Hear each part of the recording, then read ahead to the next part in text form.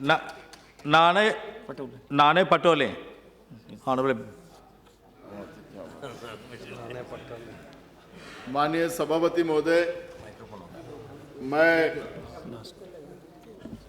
हमारे सहकारी राजू शेट्टी इनका बहुत बहुत धन्यवाद करना चाहूँगा कि किसानों के हित के लिए, किसानों के संरक्षण के लिए जो स्वामीनाथन आयोग इस देश में बिठाया गया था, वो स्वामीनाथन समिति की सिफारिश तुरंत लागू की जाए, ये मांग लेके आज यहाँ पे अपने सदन में यहाँ पे चर्चा हो रही है।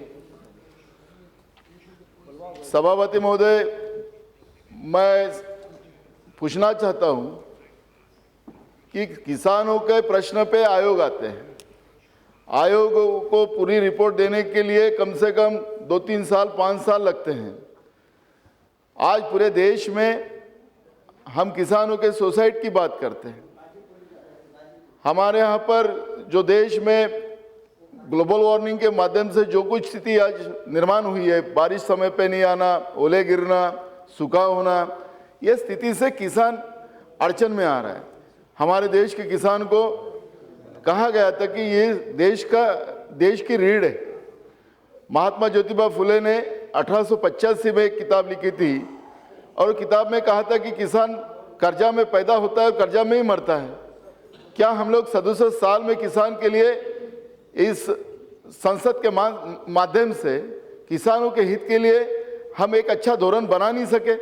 और उसीलिए आज 67 साल के बाद आज भी इस सदन में हम किसानों के आत्महत्या रोकने के लिए, उसको मजबूत करने के लिए आज भी यहाँ चर्चा कर रहे हैं। एकादा उद्योगपति का अगर दुकान जल गया, उसका फैक्ट्री जल गया तो तुरंत उसको इंश्योरेंस मिलता है, लेकिन किसानों के खेत का नुकसान होता है, नैसर्गिक आपत्ति आती है तो किसान को हम मदद नहीं करते।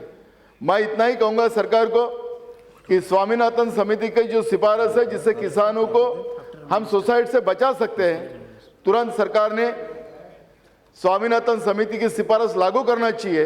ये मांग हमारी यहाँ पर रहने वाली है और सरकार किसानों के हित के लिए निर्णय ले, क्योंकि आज किसान, मैं जिस क्षेत्र से महाराष्ट्र से आता हूँ तो वहाँ पे आज धान की खेती होती है, 500-600 रुपये कम कीमत में धान वहाँ बिक रहा है।